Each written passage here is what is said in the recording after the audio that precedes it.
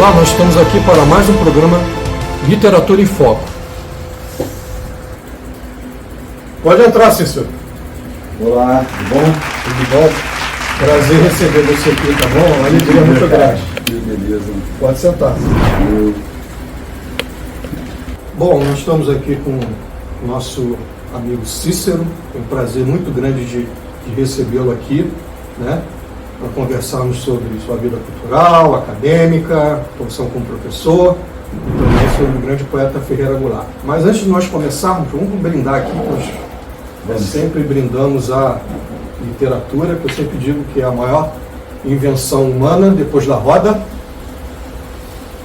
Um pouquinho. Muito bom. Delícia. Muito bem, Cícero.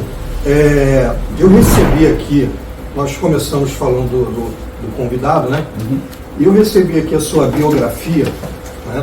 E vi que você, além de ser poeta, né? De ser escritor, ter livros publicados, você também é professor. Sim. Aí eu gostaria de começar conversando com você, primeiro dizendo o seu nome todo, né? Uhum. E falando sobre essa vida de professor, e depois a gente pode começar a falar sobre sua atuação, né, como poeta, como escritor, seus livros publicados. Eu acho importante, né, já que você trabalha hoje como professor, né? Sim, sou professor. Sempre fui, né? Bem, o meu nome é Cícero César Sotero Batista. Esse nome um tanto curioso, né? Cícero César, né? Dois latinos juntos. Poderosos, né? Um poeta e outro foi imperador. O pessoal costuma brincar comigo, me chamando de CC. CC é ótimo, né? A gente olha logo pro sovaco. Mas falando da profissão mesmo, sempre fui professor, sempre trabalhei na área e como professor de inglês. Mas tive uma experiência também como professor de inglês no ensino superior. E aí eu tive condições de trabalhar como professor de inglês, mas lecionando aulas de língua inglesa e também de literaturas de língua inglesa. Essa época foi uma época, digamos assim, muito bacana da minha vida, porque finalmente eu pude trabalhar com aquilo que eu amo, que é a literatura. Eu não posso dizer que tenha sido uma experiência gratificante, porque não foi, nem enriquecedora. Isso no sentido material da palavra, no sentido financeiro foi uma experiência desastrosa, mas no sentido de crescimento espiritual e de trabalhar com a literatura, trabalhar com aquilo que a gente ama, realmente foi uma experiência da qual não posso me desvencilhar jamais. E hoje você é professor da rede municipal estadual? Eu sou professor em duas redes. Eu sou professor do Rio de Janeiro e sou professor também de Nova Iguaçu. Tá. E essa experiência está melhor, né? Melhor assim, como professor que seria o antigo segundo grau, não sei como se chama hoje, ensino médio, né? Eu trabalho basicamente com o Fundamental 1 e 2, quer dizer, eu vou até o 9º ano. E sim, tem sido uma experiência muito enriquecedora, sim, no sentido de eu conseguir pagar aquilo que tenho que pagar, né? As contas, fazer dívidas, que é a vida do poeta. O poeta não sabe lidar muito bem com essas questões assim mais básicas, mas também o lado humano é muito grande. E vem cá, me diz, vamos passar para outro ponto. Qual a sua formação acadêmica? Qual é? Bem, eu fiz graduação na UERJ, em literaturas de língua inglesa. Na mesma UERJ eu fiz uma especialização em literaturas de língua inglesa, escrevi um trabalho sobre o teatro do absurdo, sobre um autor, um dramaturgo chamado Edward Albee, americano, muito bom. Depois rumei para a UFRJ, e aí eu trabalhei no mestrado com carnaval, estudando textos de carnaval, descobrindo a mitologia do carnaval, seus pontos positivos e seus pontos nem tão positivos assim, e fiz o doutorado com Aldir Blanc. Então foi quando eu te conheci, Sim. com o meu doutorado, né? Você escreveu uma tese sobre Aldir Blanc. Fala um pouco sobre essa tese. Sim, Eu li e gostei muito, bastante. Já se passaram quase 15 anos. Né? Eu defendi a tese em 2010. E à época eu achei que era muito importante falar de Aldir Blanc como compositor, como letrista e também como cronista. E especialmente na década de 70, que é quando surge a grande parceria do Aldir Blanc, que é o João Bosco. Né? A parceria entre Aldir Blanc e João Bosco é algo assim... Uma das grandes parcerias da música brasileira. Extraordinária. Né? E resolvi estudar os discos da década de 70, desde o início, desde 72 até 1986. Passei um pouco da década de 70, que era o meu escopo. É, isso aí, eu lembro. E aproveitei também para falar sobre a outra face da Aldir Blanc, que é a face cronista. Aldir Blanc foi um grande cronista de um jornal importantíssimo na época da ditadura, um jornal de resistência, o Pasquim. E Aldir Blanc até hoje é considerado assim o cronista por excelência do Pasquim. O cara que trabalhou desde 1976, que foi quando ele escreveu até... As músicas, você acha que tem muita crônica ali? Tem muita crônica. Tem muita crônica no sentido de contar uma história. Acho que poucos letristas são tão fortes em contar histórias do início ao fim quanto Aldir Blanc. Assim, encontrar um tão bom. Há vários, né? Mas assim, ele está também entre os, sei lá, top 5, top 6. E me diz assim, qual é a relação que você vê entre a literatura e a música popular? É grande, é forte, é esporádica? No Brasil é absolutamente forte. Eu acho que, pelo menos falando de mim, um dos primeiros contatos que eu tive com a literatura propriamente dita foi a partir das canções, das letras de canções. Havia livros que a gente estudava no ginásio, aí sim era a época do ginásio, e ali nós encontrávamos letras de canções para estudar e analisar como poemas. Então eu acho que foi ali. Foi ali que começou esse gosto. Também a música, né? A música popular sempre esteve presente na vida do brasileiro. A gente não pode descartar esse tipo especial de poesia, que é a poesia da palavra cantada. Assim, a gente, no Brasil, nós somos também um dos grandes do mundo. A gente tem que se orgulhar muito do trabalho que os poetas compositores, os poetas trovadores fizeram, fazem e farão. Só um instantinho, Cícero, nós vamos fazer um breve break para os nossos comerciais.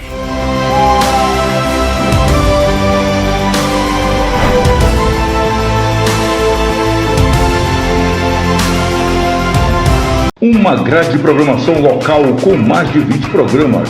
Tecnologia, segurança, artes, comunidade, saúde, educação, direito do consumidor e muito mais. Baixe o nosso aplicativo TV Nova Belfort. Participe!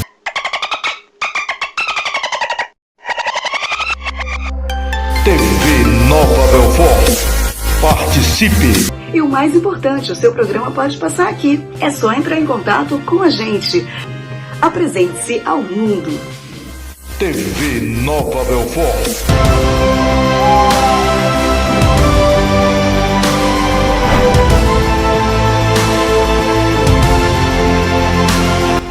Olá, gente, voltamos a conversar aqui com o nosso amigo Cícero. Então, Cícero, você estava falando sobre o Aldir Blanc, né? Mas eu quero que você fale sobre os seus livros.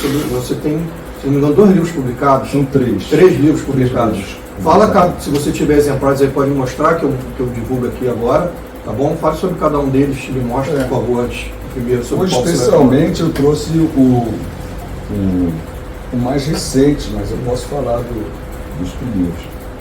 Qual é o mais recente? O mais recente é o Circo de Bolso de Gilci. Aqui, trazendo para você, tá? Obrigado. É sempre um prazer receber livros aqui. Você vai gostar Circo bastante. de... ou Circo de Bolso Gilci. Circo de Bolso Gilci. Esse formato aí para a gente carregar no bolso mesmo para onde a gente quer que ir. Está guardado aqui, pode falar. Bem, o primeiro livro que eu escrevi foi o Cartas para Francisco, uma cartografia dos afetos. O meu filho tinha acabado de nascer e tal. Quando ele nasceu, eu terminei a tese. E lá para os 5 anos de idade do Francisco, eu comecei a perceber que ele começou a ler o livro. Então resolvi escrever cartas para ele, para quando ele ficasse mais velho, saber que eu, como pai de primeira viagem, estava atento ao crescimento, às pequenas dúvidas e aos grandes maravilhamentos do mundo que ele estava experienciando.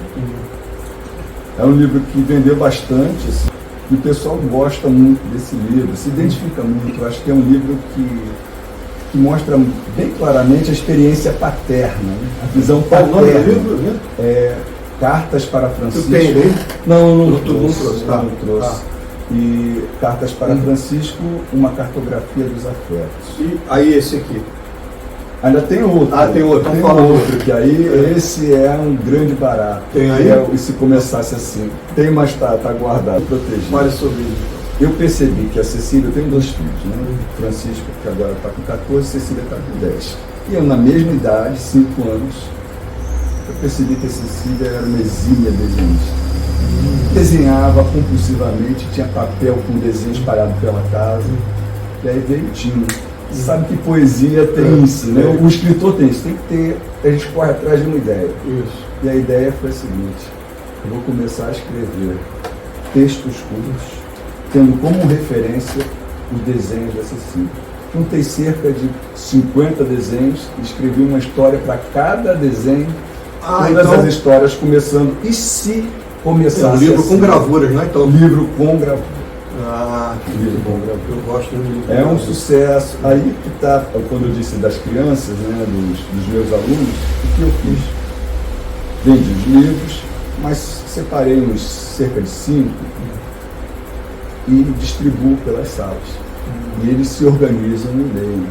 E aí você não pode imaginar, eu acho que você pode imaginar, deixa eu me corrigir aqui, a grande alegria que é ver as crianças lendo o seu livro, falando, nossa, essa história aqui é maravilhosa. Tio, né? Eles chamam a gente de tio. Tio, mas esse livro é muito legal, muito legal. E aí nós chegamos ao Circo de Bolso de GC. Um projeto muito ambicioso, porque ele junta todos os meus interesses, ele junta o interesse que eu tenho pelas artes gráficas, pelas artes visuais, pela poesia e pela canção. Então fiz uma peça em que tudo isso está muito bem envolvido. Eu acho que você vai adorar esse livro. Mas vou aguardar a sua resposta. Assim, não, vou ler com muita atenção, assim que puder, e a gente vai até marcar um encontro aí para tomar umas cervejinhas e nós vamos conversar sobre isso, sobre suas obras, as minhas, vai ser um encontro maravilhoso. Quem sabe no salão, né? Quem sabe no salão. A literatura é a respeito disso também, né? A gente conseguir fomentar encontros, né, Felipe? Sim.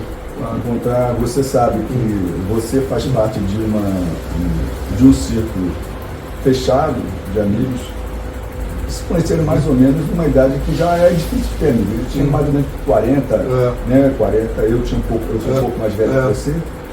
Mas a nossa relação, ela é uma relação que vai para além da simpatia. Eu acho que é uma relação de amizade. Né? Você, Daniel, Rafael, Juliano, nós temos uma grande amizade.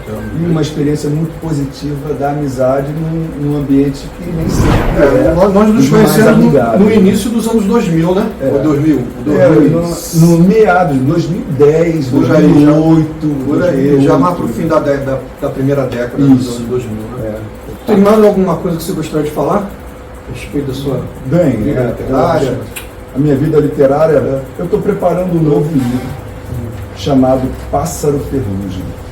É um livro que eu vou trabalhar 2 imagens, né? A imagem clássica do poeta lírico, que é o pássaro, passarinho.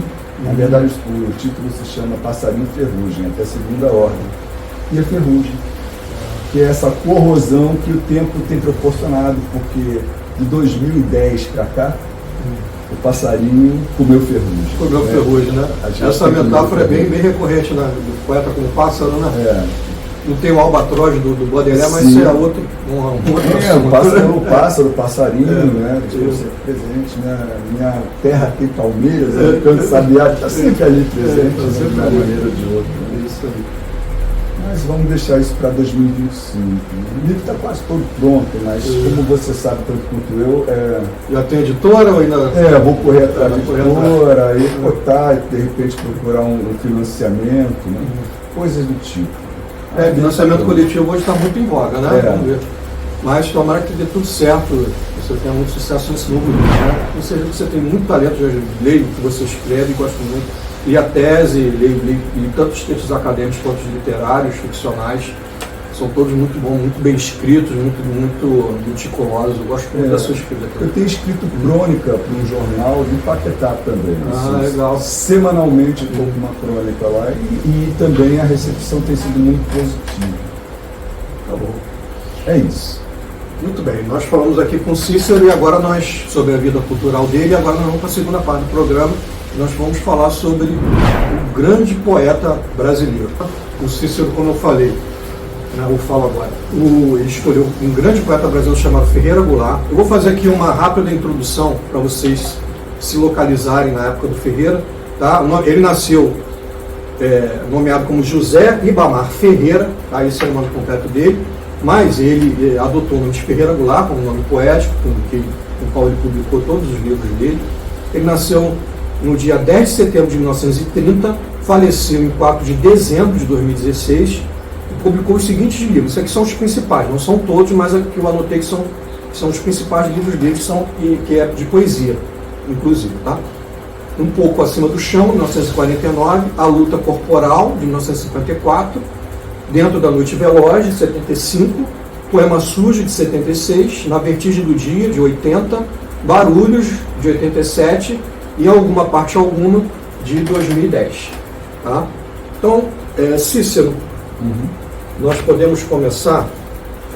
Nós fizemos um recorte, né, falando Dentro da Noite Veloz, e você me disse que queria falar sobre 2 poemas específicos desse livro, que é Cantada e o Cantiga para Não Morrer. Cantiga para não Morrer, que inclusive foi musicado, né? Pelo Fagner. E como é que você vê esse livro?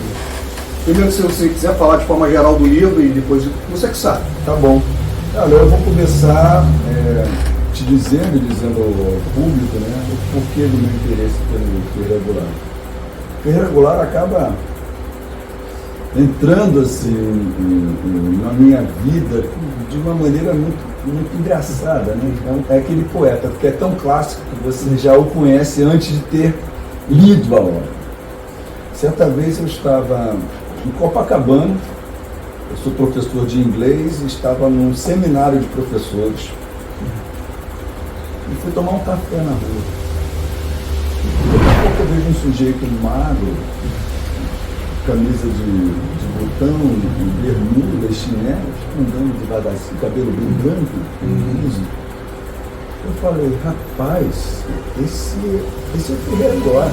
E aí eu apertei o passo e fui até ele e falei, olhei assim, é o Ferreira Goulart mesmo. Mas aí veio a parte da vergonha e eu não lhe dei um abraço, não fiz nada a não ser em reconhecer o poeta quase que de costas, né?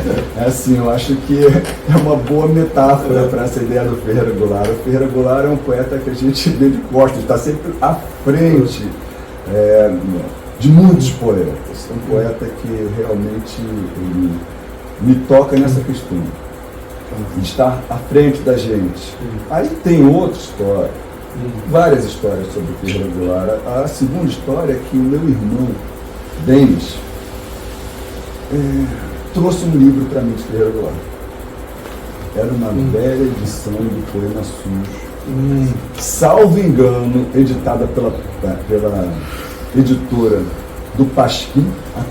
Esse é o maior poema do Ferreira Goulart, Poema Sujo. É o poema. Inclusive, Vinícius de Moraes disse que foi uma das coisas mais importantes que ele leu em literatura brasileira. O Vinícius de Moraes, que é um ponto de contato entre a gente, já que nós fizemos um curso juntos sobre Vinícius de Moraes, Foi graças ao Vinícius de Moraes que esse livro foi publicado. Né? Eu acho que o Ferreira Goulart ainda estava no exílio. Esse livro foi publicado, ele não estava no Brasil e foi graças à intervenção do Vinícius que esse livro foi publicado. Mas o livro, esse exemplar que meu irmão me deu, foi comprado em sebo, já estava bem desgastado, tinha a assinatura.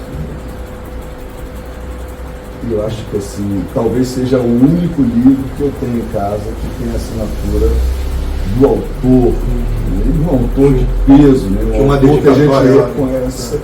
De dedicatória à pessoa que passou o livro adiante. Agora a dedicatória é a do meu irmão, né? Meu irmão que me deu esse belo presente. Só um instantinho, Cícero, que nós vamos interromper o programa um instante para os nossos comerciais.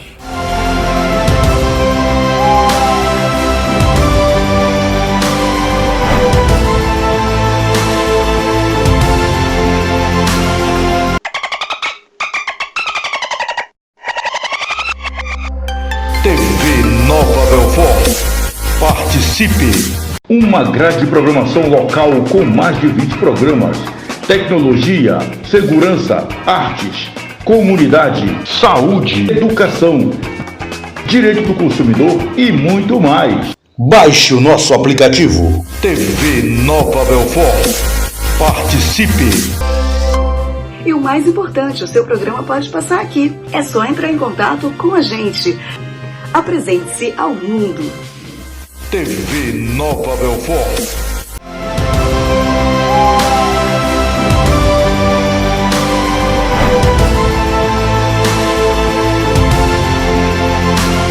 Olá, voltamos a conversar aqui com o nosso amigo Cícero. Em 2015, isso aqui é importante que seja dito. Meu pai, o Cícero Romero Batista, a quem eu devo o nome, me deu esse livro do Ferreira Goulart. Deixa eu ver aqui. Pode falar. Que se chama Autobiografia Poética e Outros Textos. E meu pai... Então é um livro sobre o Ferreira Goulart, né? É o livro dele. Ah. É o livro dele mesmo, escrito... Fazendo uma visão panorâmica da própria obra, né? Enfim, meu pai escreveu no dia 24 de dezembro de 2015. César. Meu pai me chamava de César, e ele é Cícero.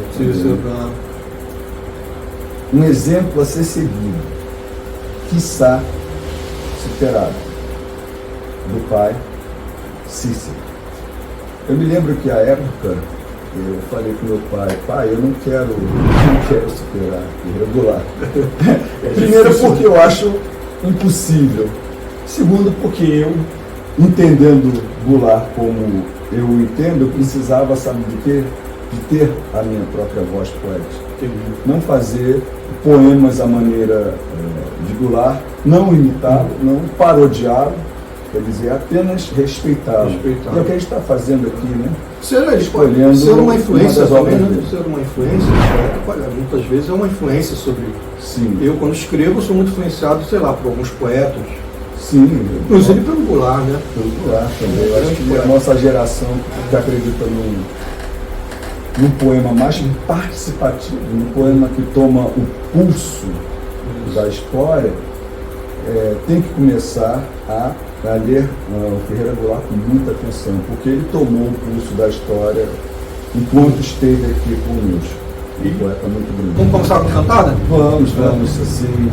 Bem, eu posso justificar minha escolha aqui rapidinho? Pode, dentro de um escopo de um livro estritamente político, eu acabei escolhendo dois poemas que, na verdade, são líricos. Mas, de alguma maneira, o ambiente político, o termômetro da política brasileira, daquela época, final de década de 60 e meados da década de 70, está presente. Como cantada, eu gostaria de ler esse poema. Então nós vamos começar com cantada. Vamos começar com cantada. Tá. Você é mais bonita que uma bola prateada de papel de cigarro. Você é mais bonita que uma poça d'água límpida num lugar escondido.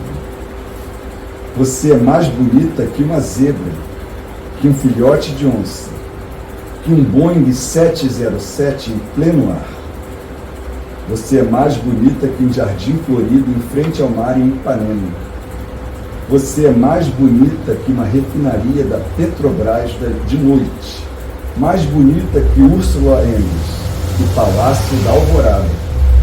Mais bonita que a Alvorada, que o mar azul safira da República Dominicana. Olha, você é tão bonita quanto o Rio de Janeiro em maio, e quase tão bonita quanto a Revolução Cubana. Esse é o Cantada, tá bom? Esse é o Cantada, cantiga para não morrer depois. E cantada, assim, a gente sabe que cantada é uma gíria para flertar, né? Você tem que enaltecer o objeto amoroso.